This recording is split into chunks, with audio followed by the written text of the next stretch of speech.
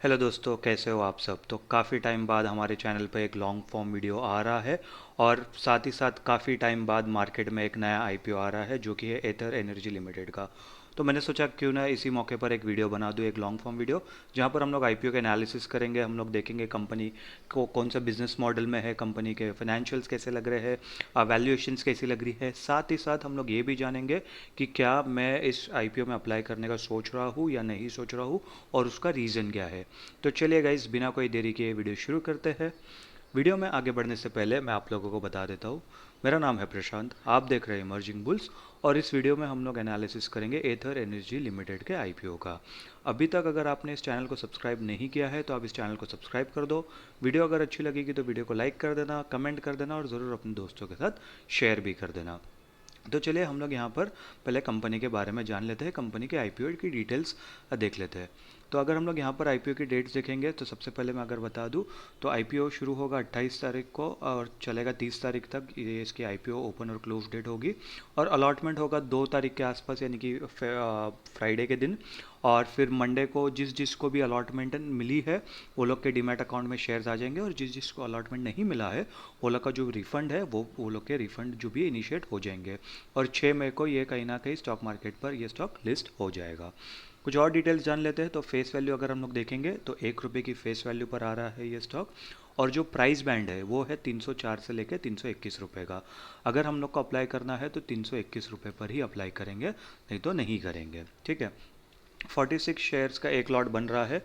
अभी यहाँ पर सबसे इम्पॉर्टेंट बात यह है कि अगर आप टोटल इशू साइज़ देखोगे तो लगभग लगभग 3,000 करोड़ का टोटल इशू साइज़ है, जिसमें से 90% of the mall fresh issue है, जो कि काफ़ी ज़्यादा अच्छा नंबर है। फ्रेश इशू यानी कि जिसके अंदर प्रमोटर्स नए नए स्टॉक इशू कर रहे हैं, ये अपने प्रमोटर्स अपने पुराने स्टॉक नहीं बेच रहे हैं।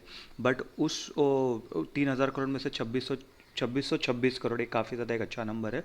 2626 करोड़, शायद इस पर कुछ एस्ट्रोलॉजी होगा।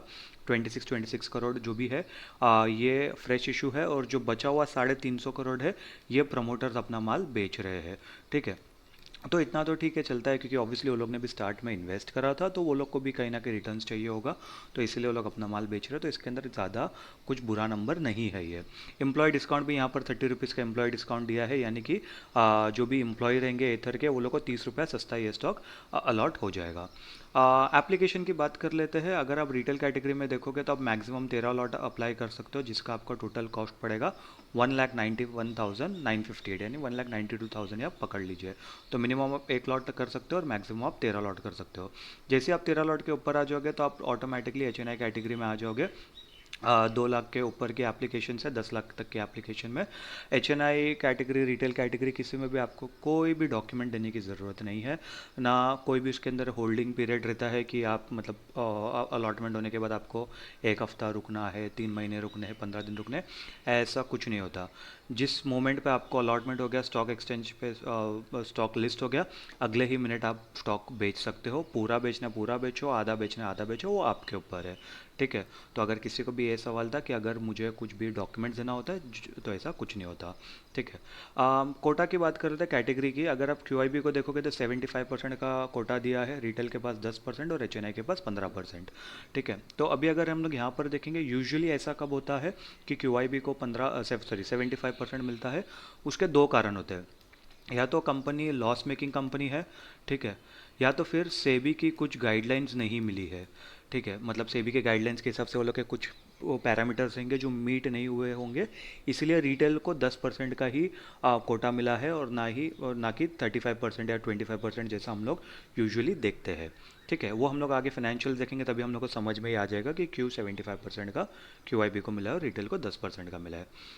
अभी प्रमोटर होल्डिंग की बात कर लेंगे तो आईपीओ के पहले प्रमोटर के पास लगभग 53% का माल पड़ा हुआ है, और ये लोग ऑलमोस्ट 10 साढ़े 10% का माल बेच रहे हैं। जो कि ठीक है, मतलब इतना ज़्यादा बुरा भी नहीं है, क्योंकि इसके अंदर ऑब्वियसली क्यूआईबी के पास 75% का वो है, स्टेक है। तो मोटा मोटी अगर जब promoters, F I eyes, D I eyes, ये लोग मिला के 70-75% का अगर स्टेक होता है कंपनी में तो वो काफ़ी ज़्यादा एक अच्छा या ठीक ठाक स्टेक माना जाता है। बट ओवरऑल अगर सिर्फ प्रमोटर के हिसाब से देखूँ तो कहीं ना कहीं ये प्रमोटर होल्डिंग थोड़ी सी कम तो डेफिनेटली नज़र आ रही है। चलिए बिजनेस मॉडल के बारे में देख लेते हैं, बिजनेस के बारे में कुछ जान लेंगे, फिर इससे हम लोग को और अच्छे से समझ में आ जाएगा। तो अगर हम लोग एथर एनर्जी लिमिटेड की बात करेंगे तो 2013 में ये इनकॉर्पोरेट हुई थी और ये काम करती है टू व्हीलर इलेक्ट्रिक व्हीकल्स में, ठीक है। तो इसके अंदर सिंपली अगर आप इसका डायरेक्ट कॉम्पिटिटर मानोगे तो ओला इलेक्ट्रिक इसका डायरेक्ट कॉम्पिटिटर हो गया, जिसका ऑलरेडी एक आईपीओ आया था अभी कुछ टाइम पहले, जिसका मैंने वीडियो बनाया था। अगर आपने नहीं देखा होगा तो आप वो जाकर देख सकते हो, ठीक है। और हम लोग डेफिनेटली ओला इलेक्ट्रिक के साथ भी इसको कंपेयर करके देखेंगे कि ओला अभी किस किस तरीके से चल रहा है और इसका शायद वो हाल हो सकता है, नहीं हो सकता है, वो हम लोग डेफिनेटली समझने की कोशिश करेंगे। अब ये कंपनी क्या करती है, डिज़ाइन करती है, डेवलप करती है in house assembly of electric scooter, battery packs, charging infrastructure, supporting software system. The company operates as a vertically integrated EV manufacturer with focused on product and technology development. तो ये लोग क्या कर रहे हैं, ये लोग का फोकस क्या है, प्रोडक्ट के ऊपर और टेक्नोलॉजी डेवलपमेंट के ऊपर है। ये लोग की इन हाउस असेंबली है, डिज़ाइन टीम है, डेवलपमेंट है, बैटरी पैक्स भी ये लोग बेचते हैं, स्कूटर्स भी बेचते हैं, चार्जिंग के जो इंफ्रास्ट्रक्चर होते हैं जहाँ पर जगह जगह पर जो चार्जिंग पॉइंट होते हैं वो सब भी ये लोग करते हैं। और साथ ही साथ जो ये लोग की इलेक्ट्रिक व्हीकल्स के लिए जो जो सॉफ्टवेयर चाहिए वो सब सॉफ्टवेयर भी ये लोग खुद ही बनाते हैं, ठीक है। अभी तक कंपनी ने 1,07,983 इलेक्ट्रिक व्हीकल्स बेच दिए हैं और 1,09,500 77 जो व्हीकल्स है वो 9 महीने में ही बेच दिए लोग ने, दिसंबर 2024 वाले क्वार्टर में और फिजिकल ईयर 2024 रिस्पेक्टिवली, ठीक है। तो ये लोग ने जो ये 9 महीने में ना, ये जो 9 मंथ्स यानी कि जो जनवरी से लेके दिसंबर तक का, सॉरी जो मार्च से लेके जो दिसंबर तक का है उसके अंदर ये लोग ने बेचा था 1,07,983, ठीक है। और उसके बाद जो पूरा जो फिजिकल ईयर है, फिजिकल ईयर यानी कि अप्रैल से लेके मार्च 2024 तक का ये लोग ने 1,09,500 या 600 गाड़ी पकड़ लीजिए, उतनी आप ये लोग ने स्कूटर्स बेच दी थी। As of December 31st, 2024, we had 265 experience center, 233 service centers in India, 5 experience center and 4 service center in Nepal and 10 experience center and 1 service center in Sri Lanka। तो इससे डेफिनेटली समझ में आ रहा है कि ऑब्वियसली ये लोग का मेन फोकस तो इंडिया में ही है, लेकिन ये लोग का थोड़ा बहुत फोकस नेपाल और साथ ही साथ श्रीलंका में भी अभी ये लोग का फोकस आ रहा है, जो कि एक अच्छी बात है क्योंकि कहीं ना कहीं ये जो इलेक्ट्रिक व्हीकल्स है सब ऑब्वियसली ये तो ग्रो कर रही है, ना सिर्फ इंडिया में ही नहीं और सिर्फ इंडिया और यूएस में ही नहीं, बाकी ऑब्वियसली सब देशों में ग्रो कर ही रही है। तो कहीं ना कहीं थोड़ा थोड़ा जो हम लोग को कहते हैं ना टेस्टिंग द वाटर्स की, थोड़ा थोड़ा आप उधर छोटा छोटा मैन्युफैक्चरिंग प्लांट्स लगा के या छोटा सा एक सर्विस सेंटर, 2-4 सर्विस सेंटर खोल के आप टेस्ट कर सकते हो कि यहाँ पर ही हमारी मार्केट बन रही है या नहीं बन रही है। तो फिलहाल तो ये ठीक ठाक लग रहा है यहाँ पर, ठीक है। कुछ और अगर हम लोग देखेंगे, companies product ecosystem includes Ather grid, a public fast charging network for two wheelers, Ather stack, a proprietary software platform with 64 connected feature as of July 2024, ठीक है। तो ये लोग का एथर ग्रिड जो कि ये लोग का पब्लिक फास्ट चार्जिंग नेटवर्क है टू व्हीलर्स के लिए। तो अभी ये मुझे एग्जैक्टली नहीं मालूम कि ये सबको प्रोवाइड करेगा, मतलब अगर इधर ओला की अगर मैं स्कूटर लेके जाऊँगा तो भी ये चार्ज करेगा, उसको नहीं करेगा वो मुझे नहीं मालूम, बट फिर भी अगर ये लोग के जो ऐसे नेटवर्क डॉक्स है या स्टेशन है इधर, डेफिनेटली ईथर की तो बाइक तो डेफिनेटली चार्ज हो सकती है। और अलग के बाद ये लोग का ईथर स्टैक करके एक प्लेटफॉर्म, एक प्रोप्राइटरी सॉफ्टवेयर भी है। Manufacturing is carried out at Hosur factory in Tamil Nadu which had an annual install capacity of 4,20,000 electric vehicles, जो कि काफ़ी ज़्यादा एक अच्छा नंबर है। पूरे साल में ये लोग 4,20,000 व्हीकल्स बना सकते हैं, यानी कि मोटा मोटी अगर हम लोग देखेंगे तो एक महीने में 35,000 व्हीकल्स बना सकते हैं। तो ये काफ़ी ज़्यादा एक अच्छा नंबर है। और उसके साथ ही साथ अगर हम लोग देखेंगे उसी फैक्ट्री में ये लोग 3,80,000 के आसपास बैटरी पैक्स भी बनाते हैं एज ऑफ मार्च 2024। तो ये नंबर्स तो काफ़ी ज़्यादा अच्छे लग रहे हैं यहाँ पर फिलहाल के लिए।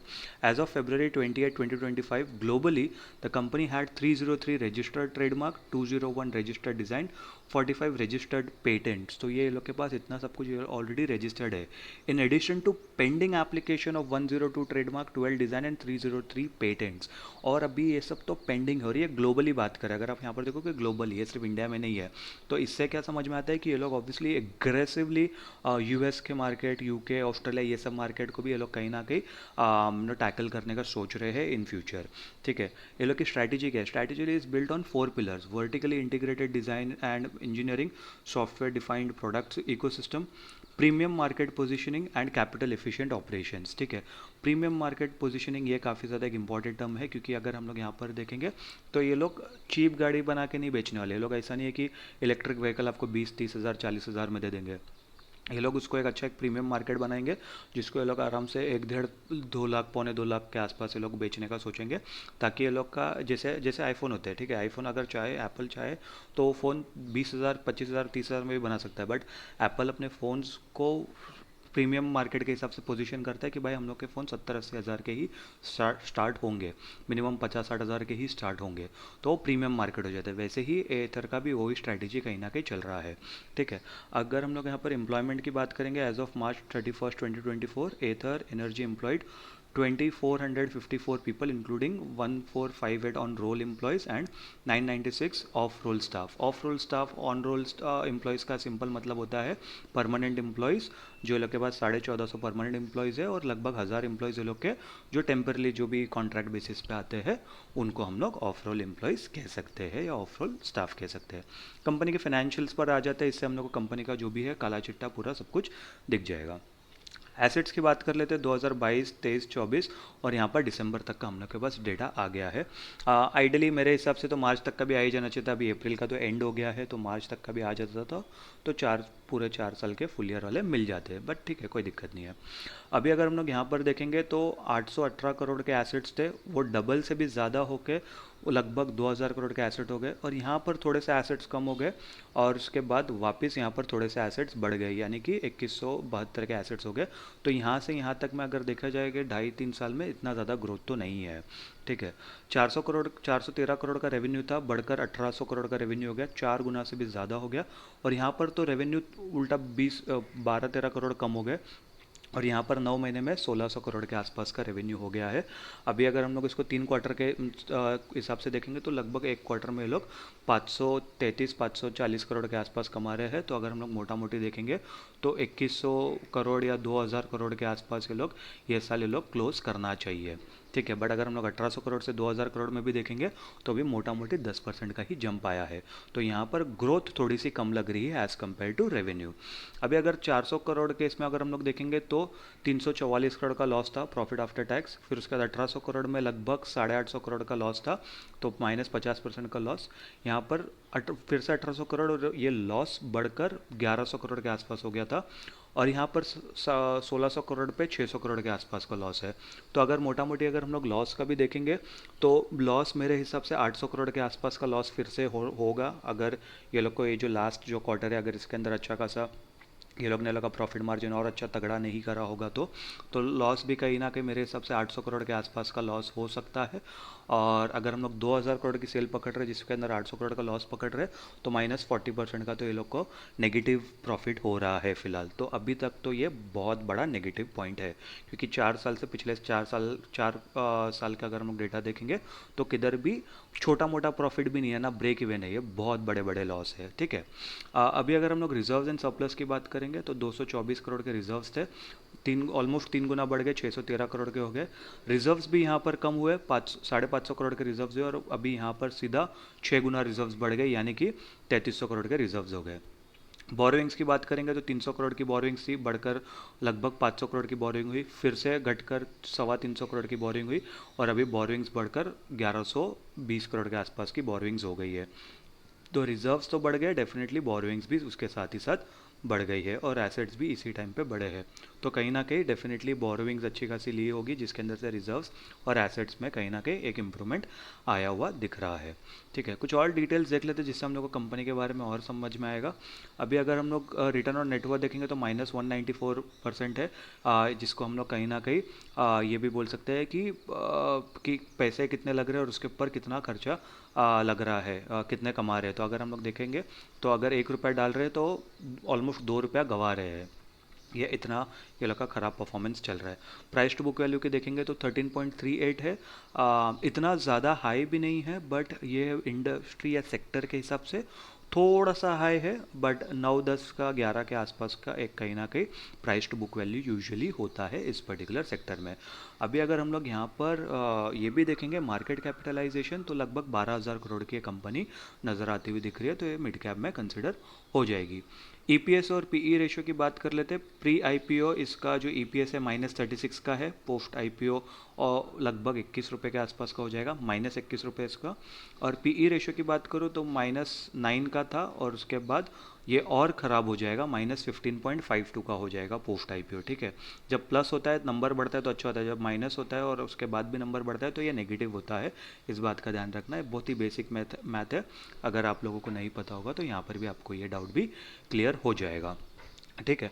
और PE ratio, price to book value ratio के ऊपर भी मैंने एक वीडियो बनाया हुआ था, चैनल पर ऑलरेडी है, आप वो जाकर देख सकते हो। उससे आपको पीई रेशियो और price to book value ratio के ऊपर भी समझ में आ जाएगी कि कैसे उसको देखते हैं। तो अभी हम लोग ये भी देखते हैं कि कंपनी पैसे क्यों उठा रही है, और साथ ही साथ हम लोग इसका ओला के साथ भी एक बार कंपैरिजन भी करके देख लेंगे। बाय द वे गाइस, अभी तक अगर आप लोगों को ये वीडियो पसंद आ रहा है तो ज़रूर कमेंट करके बताना, लाइक भी कर देना, दोस्तों के साथ शेयर भी कर देना। और अगर अभी तक आपने चैनल को सब्सक्राइब नहीं किया है तो चैनल को सब्सक्राइब भी ज़रूर कर देना। चलिए हम लोग देख लेते हैं कि कंपनी पैसे क्यों उठा रही है। अभी अगर हम लोग यहाँ पर देखेंगे तो capital expenditure to be incurred by the company for establishment of an E2W, यानी कि electric two vehicle, electric two wheeler factory in Maharashtra India. ठीक है, तो महाराष्ट्र में ये लोग का कैपेसिटी है जो मैन्युफैक्चरिंग प्लांट एक डालने का सोच रहे हैं, जिसके अंदर लोग लगभग 920 करोड़ रुपया इन्वेस्ट करने वाले हैं। Repayment and prepayment in full part, तो लगभग 40 करोड़ का ये लोग बोरिंग्स देने का भी सोच रहे हैं। 750 करोड़ ये लोग रिसर्च एंड डेवलपमेंट में डालने का सोच रहे हैं, और मार्केटिंग इनिशिएटिव्स में 300 करोड़ के आसपास के लोग डालने का सोच रहे हैं। तो ये हो गया लगभग 2000 करोड़ के आसपास का। और जो कंपनी के पास जो पैसा जाने वाला है वो 2600 करोड़ के आसपास जाने वाला है।